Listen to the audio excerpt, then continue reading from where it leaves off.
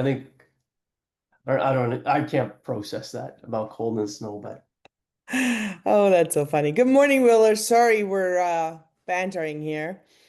All right. So for the sake of Wheeler's time, if you want to get started, I allowed you to share, and then did you? Okay, perfect. yeah, Perfect. Give me and one then moment.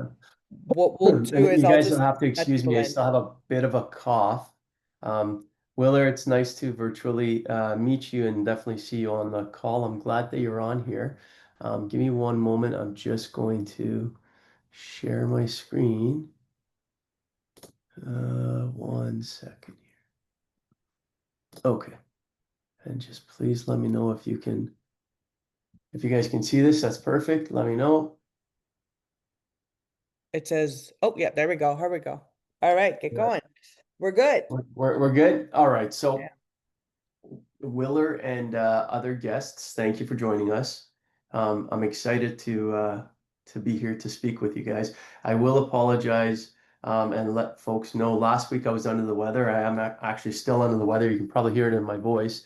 And please forgive me if you hear me cough a little bit. I have this nagging, niggling cough. But let's kick it off. So I'm Bay, as you can see from the photo. He's much healthier than me right now, younger and more just vigorous. My background, and just to let you guys know a little bit about me, I lead a consulting firm, Forge Growth Advisors. It's a growth consulting firm. So anything that touches growth, whether it is your market strategy, go to market, sales enablement and operations, marketing, product development, product management, and the whole slew of it. That's what our company does. And I've been privileged and benefit from both learning and supporting clients, and also especially working with my friend Miriam. And we have this webinar series. It's a six-part webinar series, all centered on growth, but specifically because of everything we hear. This morning's headline was stocks are down because of, the announcement from Donald Trump on more tariffs on China. So we want to help folks to recession-proof their business, recession-proof their revenue, especially in these, uncertain times. That's what we're doing here. This is the fifth of the series. I missed last week, and Miriam definitely just led the charge and did a fantastic job. So on that note, Miriam, why don't I turn it over to you, and then we can keep going. Amazing. You are so lovely as always. Miriam Golubger here from Digital Marketing Experts.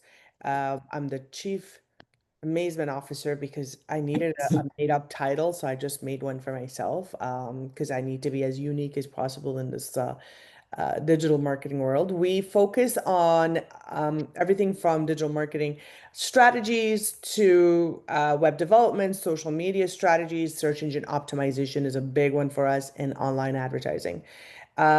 And as Bay so eloquently put it, we have been asked a lot of questions about the market and what's going to happen to our businesses and what we need to do. So we decided we're going to put together this webinar series to help everybody with any questions that they might have. All right, so Bay, take it on, my friend, and hopefully this is going to be a very useful webinar for everybody. Perfect. Thank you, Miriam. She is the Chief Amazement Officer. I mean, every time I'm with her, it's amazing. But we're going to save the plaudits for later, and we'll pat each other on the back.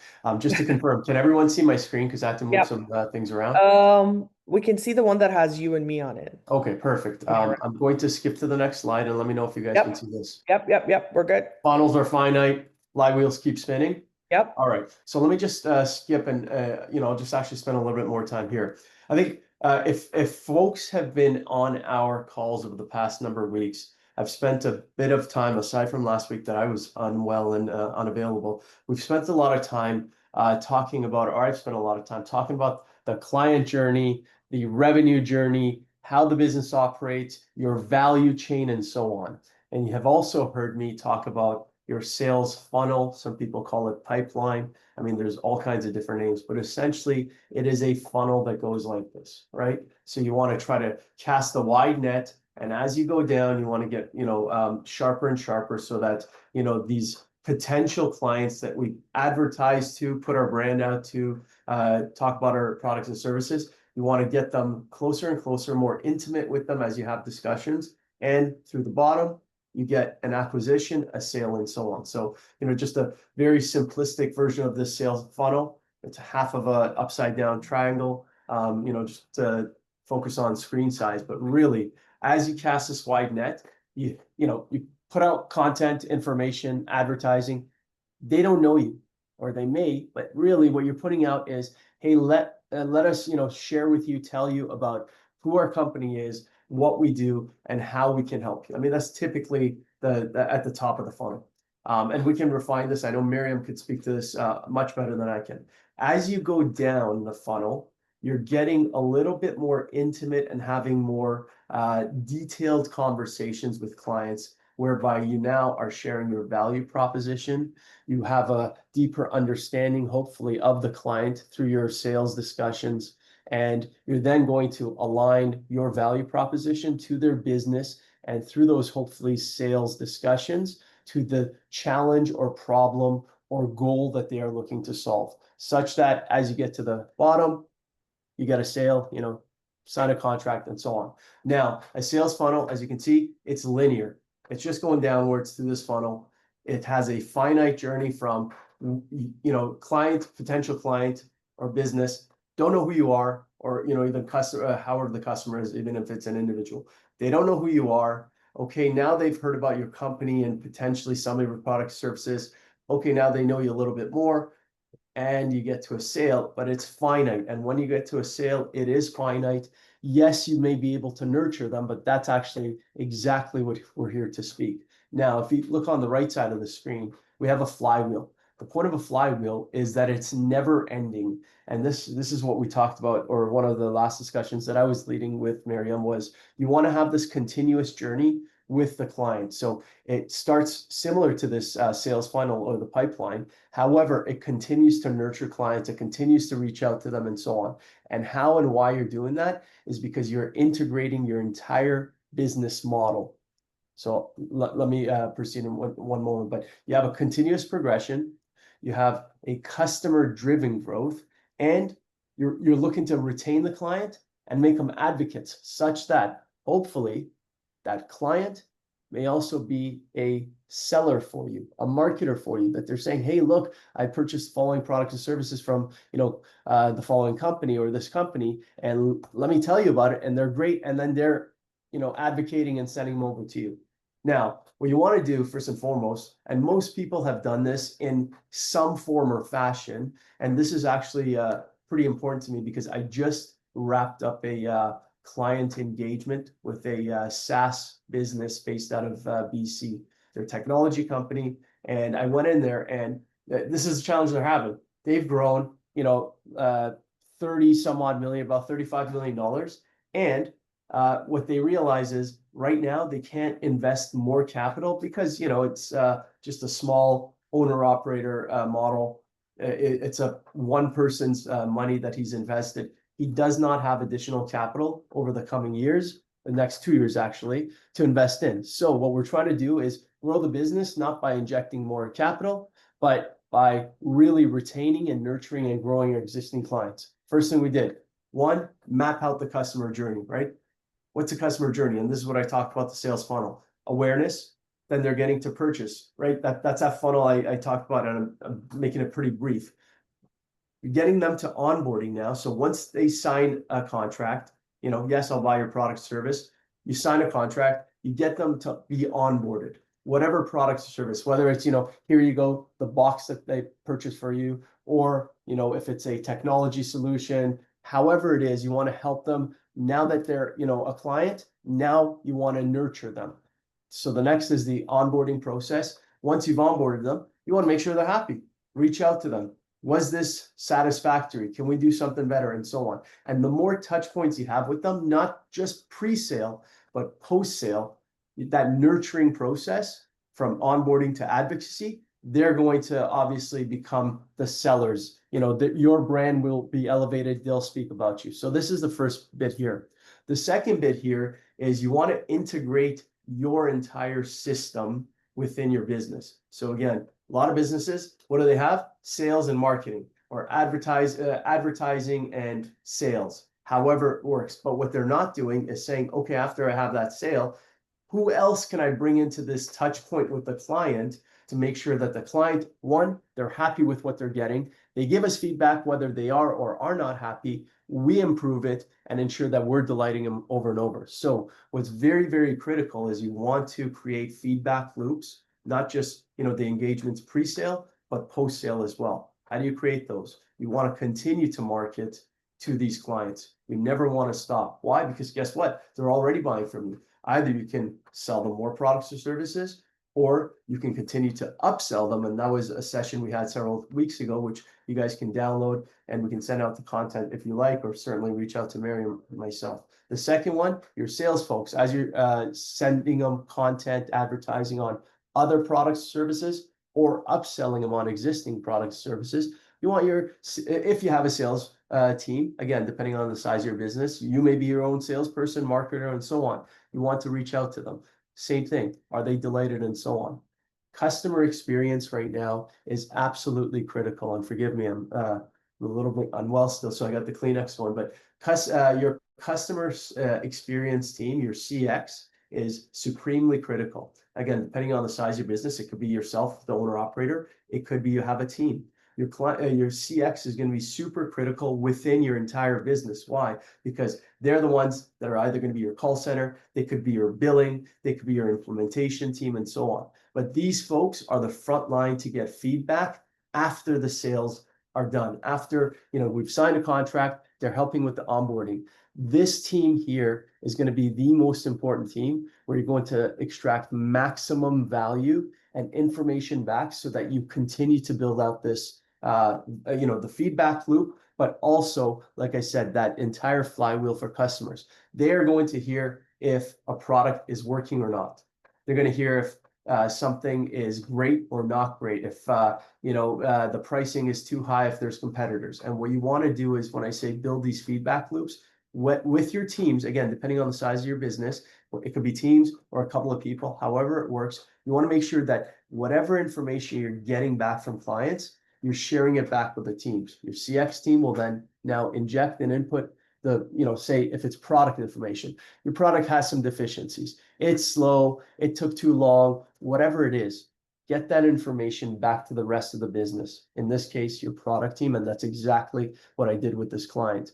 So product team gets it. Oh, we need some improvements, or there was some things that need to be changed or fixed or so on.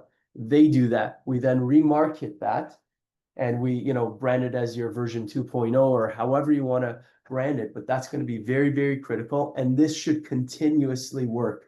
And so, for example, with this client, they did not have this. They, in fact, had not even mapped out the client journey. I mean, which was a previous slide, they knew what it was, but they hadn't typically mapped it out. And by not mapping it out, we didn't know how the touch points go. And as a result, we couldn't do this. This exact slide, as you see here, these touch points are exactly what we've implemented with this client. And so you go from client experience to product, marketing, and sales, and it's continuous. This client, we set up a monthly meeting with the leaders of those functions, and it's continuously looping back and getting information from clients, sending the information or improving or however it needs to be improved or whatever the information is, sending it to marketing, new content, new advertising, new sales, new promotions, to sales teams, and then you see how it just continues to cycle.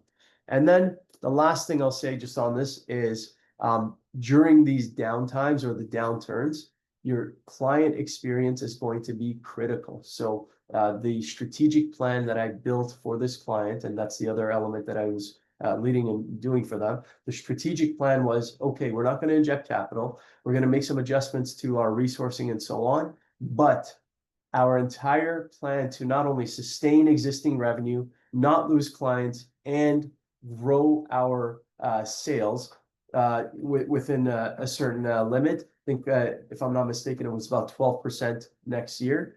It's just leverage your client experience team to maximize the experience of the clients we either have or the clients that we win during these difficult times. Be proactive in how you engage them. So if you get a sale, make sure we proactively engage them, your client experience team or whoever is doing this onboarding for them, again, depending on the product services you sell, be proactive, make sure that it is a positive experience. We all have heard white glove service. Who doesn't like white glove service? Well, guess what? You can sell that as a plus plus, right? Or as something, the pro version, or however you want to describe it, or just give it away as, the brand value of choosing your business. The second one, measure success. Set some onboarding limits, timelines, how the client, top two box, bottom two box, net promoter score, all of these things are critical. Again, whatever works for your business, it doesn't need to be complex. Small businesses, use your own measures, but make sure you have a measure. How long did it take this client to go from a sale to when a bill went out? Because it shouldn't typically go out in the next month. Sometimes it goes out in 6 months or 3 months, again, depending on the size and scale of your business. And then you want to get to those effortless referrals. So this is the result of really being exceptionally great when you engage clients, when you make them feel delighted and they feel value from your organization. So if you really reflect back on the last, now this is webinar 5, all of these things are working hand in hand. And as we get to this 5th webinar, those previous 4 are helping you enable your organization and be successful, but also delight your clients. Because again, in an economic downturn, it becomes tougher and tougher to win clients. Delight the ones you have, and especially delight the ones that are choosing your business and your products and services in these difficult times. So just last, and excuse me, this is the summary before I have a bit of coffee to wet my throat again. One, move from a funnel, which is finite. When you get a sale, it doesn't stop. Your client engagement, in fact, that's when you want to delight them. Move from funnel to the flywheel. It helps you to continuously engage with clients, and it also helps the client. Remember, you always continuously engaging them. They don't forget who you are. So when they get a call from another business or when they see an advertisement from another business, they're like, well, you know what? I'm really happy. I feel like I'm connected with this organization, such as digital marketing experts and Forge Growth Advisors. You want to deeply connect. The second one, break down the silos in your organization. So if information is obviously coming to your client experience team, it should not end there. That feedback should go and flow into the rest of your organization, and that's going to be critical, which means you need to elevate your client experience. The experience, measure it, send the feedback, make sure that you're holding them accountable, and they are the number one area that is going to delight your clients after a sale comes in. And measure, measure, measure, hold the teams accountable, set goals and targets, and make sure those are the right goals and targets that are going to sustain and keep your clients happy and continuously refine. Hope that was succinct. I do need to take a sip to wet my breath, but I'll take a pause. Any questions or any comments or just any feedback for that matter before I hand over the microphone to Miriam here? Miriam, over to you. Yes. All right. Let me stop sharing. There we go. Let's do this. Okay, so we're going to piggyback on everything Bay said, and we're going to look at it from, hold on, here we go. We're going to look at it from the digital marketing perspective. So the reason funnels fail is because the way the traditional sales funnels are set up, it's very linear progression. So once the conversion is done, then the short-term view of what makes his business work is vulnerable again because there's nothing else planned. So what we need to do is we want to create an overall sales plan, and that includes creating a content marketing flywheel, which means you want to regularly publish blogs, videos, guides to keep customers engaged and make sure that they're going to come back for more sales. How are you going to do that? Well, make sure that your search engine optimization is up to date, and you want to continuously retarget those clients to come back to either initial new acquisitions or to come back after the initial acquisition was left on pause. The other piece is that you want to add in communities because, as you know, communities and groups work well for you? So social media communities, such as creating groups, whether it's related to your business or joining groups that again are related to your clients, helps your clients stay connected and advocate and bring more referrals for your business. Now, one of the biggest things that we have to understand, and as Bay said it perfectly, is your sales funnel. How does it look versus flywheel? So funnels kind of end with acquisition, which means I've brought you in and you made a purchase. It's done. Well, with flywheels, they thrive on retention and advocacy. They want to create self-sustaining momentums between you and that client or their experience with your website. There's three ways to go about it. You can set up retention marketing. This is where you create automated emails and SMS campaigns for your customers to kind of see what other products and services are available. And in order for you to do that, you can actually take full advantage of MailChimp, Constant Contact. If you have a Shopify, Shopify has a fantastic email automation system that's built into it that you can use for your business. The other piece is that you want to create customer advocacy programs. And this is where you ask them to, and you encourage them to provide you with reviews and testimonials. If you can get them to give it to you in a video format, it's even better because video is the king of all content. And case studies are fantastic because the new customer or potential customer can actually see um, cases where you've done something similar to what you're offering their business. Loyalty systems are great if you can provide rewards for repeat business or kind of with tiered perks, something similar to what Air Miles does or with MasterCard does, or even as low as, Optimum Group does as well. We have to map the customer journey. And that starts with teaching them about what your business is about and then moving them towards the purchase piece where they are ready to purchase and then onboard them as customers and make sure that they're happy with their purchase and monitor their engagement and then advocate for them to come back for referral programs or tell other people about your business so they can come. So that's how you build a long-term growth. It's knowing and mapping that customer journey and figuring out how to optimize every touch point of that. So creating an awareness can start with, optimizing your website or running a cost per click campaign or an online advertising campaign. Whether you're doing it on Google or social media, you can set up campaigns to kind of create that awareness about where your business is and who your business is. Um, the next piece is for your purchase. So you want to employ conversion optimized landing pages. This means that you want to have pages dedicated to whatever product you're selling with a very clear call to action. What do you expect me to do? Do you want me to buy? Do you want me to fill up a form? What is it the expectation from from you to me? Once I'm ready to purchase, you want to kind of deliver an automated welcome sequence emails and tutorials and frequently asked questions or personalized guides. If I bought a cream from you, how do I apply it? What do I do with it? Does it have like a secondary piece that I need to add into this? How long do I use it for? What side effects I have to look for? What guidance can you provide me? And you want to monitor success. What does success look like to you? You want to monitor their engagement with, any sort of and Google Analytics is a fantastic tool. It shows you so much. It's for free.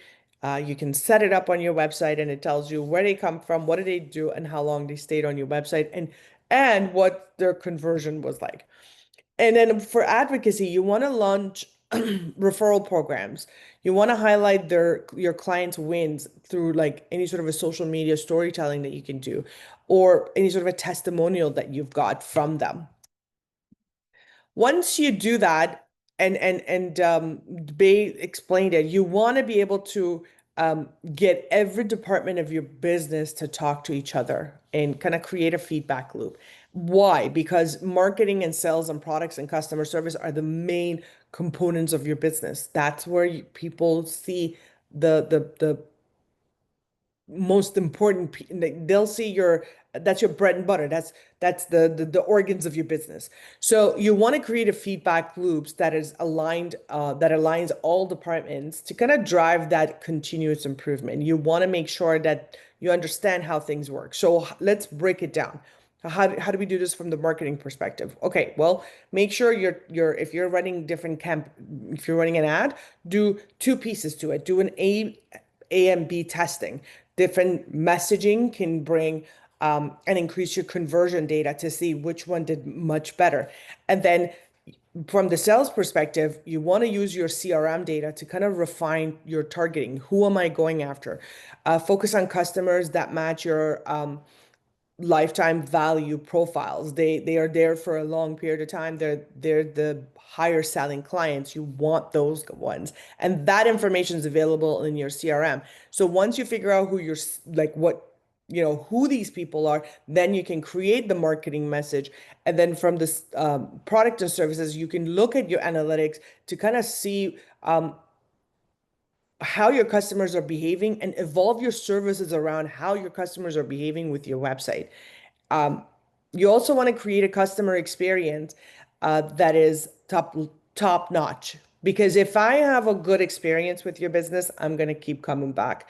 So you want to deploy any chatbots that you can set up. I have Drift on my website. If you go on my website and you have a question, you can immediately chat with me on Drift. I get it on my phone or I get it on my laptop. I'll get online and I'll talk to you. And you want to automate any sort of a support that you are able to give them to kind of create that seamless onboarding experience and retention. Customer experience is what will grow your business. Okay. So, and what we call it CX. So in downturns, and if your business, like if the economy is not doing well, your CX is the most important and cost-effective marketing channel that you have. So if, as I said, if I have an exceptional service from a business, I will not only tell others about it, I will come back and I will be there to help them grow. So they are experience customers experience creates a word of mouth marketing, reduces your churn and fuels your advocacy. So how do you do this? You want to personalize their engagement, segment your audience. Right now, the people that, signed up for this webinar, they're getting segmented in my MailChimp. They're going to receive this presentation and they're going to receive the recording of this presentation. That's segmenting my audience because now they only care about this particular information. The next group of people that join my next webinar or our next webinar, they're going to get a different set of emails and it's customized to them. You want to make sure that, what I will do is I will also post this on social media and only target the people that have signed up to receive this. You want to have proactive support, and this means you want to use your marketing automation to kind of deliver help before customer asks. So let's say if someone's purchasing our SEO services, I will proactively send them information about what to expect from what we're doing and what keywords or what, information we think is more useful for their SEO so that they know this ahead of time. And if there's any questions, they'll be like, oh, wait a minute, she did send me something. I can take a look at it. You want to build communities, build client-only webinars like what we're doing right now, build groups, offer exclusive newsletters to create that deepened loyalty between you and your end user. Hold on, I'm going to move this over because I can't see. All right, so, oh, sorry, I went the wrong way. My apologies. I'm going the wrong way. Here we go. Okay. You want to build a very predictable and scalable revenue. And that means you want to have an engine in your business that kind of integrates your acquisition, retention, advocacy to kind of withstand this economy. Okay, so how do we do this? We want to make sure that we have an integrated dashboard, whether it's it can be integrated into our CRM. It's Google Analytics mixed with our Google tags. It's mixed with our, Meta reporting, with our TikTok reporting. It's mixed with like it has everything. If you look at Looker Studio will give you that ability to build a dashboard that has every component of your business growth into one space where you can see, okay, what did I do on LinkedIn? How many people did I bring on LinkedIn? Okay, great. So I'm getting traffic here. How did I do with my analytics or my website traffic? Am I growing? Great. How did I do with my meta ads? If I did Instagram or Facebook ads, what reports can I pull from that so I can track my KPIs in real time for agile decision making? You want to set up omni-channel strategies. You want to make sure that you kind of unify your presence, your business presence across every platform. If you're doing SEO, that has to be harmonized with your cost per click. That has to be harmonized with your social media, with your emails. What messaging are we sending out today? What is it matching your branding? Is it matching with the services that you want to offer today? And then you want to build a sustainable growth playbook, which means you want to develop a quarterly marketing plan. And I do this all the time. Every time there is something major happening, I stop, I make a marketing plan. What's my plan moving forward? When COVID happened, I literally had a week to figure out what the plan is. So I stopped, I made a marketing plan. This year, this past few months, I paused and I made a marketing plan. This webinar is part of my marketing plan because I need to build a plan that's a long term and I need a long-term goal for this. Oh, let me see if I can go to the other one. There we go. There we go. All right. So I am going to open this to see if you have any questions.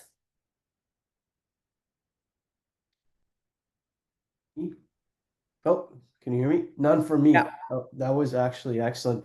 I do got to learn more about the tools you're using, Miriam. Honestly, that's definitely a bit of my opportunity. But I am glad that we're partnering up. So Yeah, I would love to walk you or whoever else is interested into how to build a Looker Studio. And Looker Studio yeah, is for free. It's a Google tool. So all you yeah. got to do is integrate all pieces into one dashboard and it's like right here, right in front of you. That's perfect. Like I said, I definitely know that that's not an area of strength for me, so I'm excited about that. I'll definitely coordinate time with you, and I'm sure some other folks will. Willer, any questions, comments, feedback for us as relates to today's session before we wrap the call? All right. Well, Willer, Miriam, if it's okay, I'll wrap this one up, and then Miriam, Oh, you absolutely. can give your closing thoughts as well. As always, all of the content will be made available to folks. It's going to go on the websites.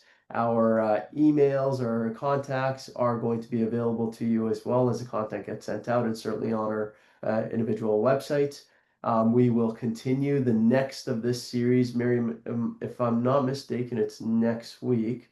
Yeah. Um, so we're excited about that. And in the meantime, folks that are listening to this offline, and Willer, thank you for being here. If you guys have any questions for us, reach out. We're excited. We're delighted to do this. And, should we have an opportunity to engage, we're more than happy and delighted to just have that conversation, see where we can help you understand either the challenges in your business or even better yet, the opportunities to help you guys grow. Miriam, closing Ha- thoughts? Again, thank you so much for joining. And as Bay said it, we're going to be sending you guys an email very shortly with the webinar link, the recording, and the PDFs of both presentations. Have a wonderful rest of the day. Take Happy care. Thanksgiving, Happy everyone. Thanksgiving. Canada Thanksgiving, Canadian Okay. Thanksgiving. See you All guys. Bye right. bye. Bye.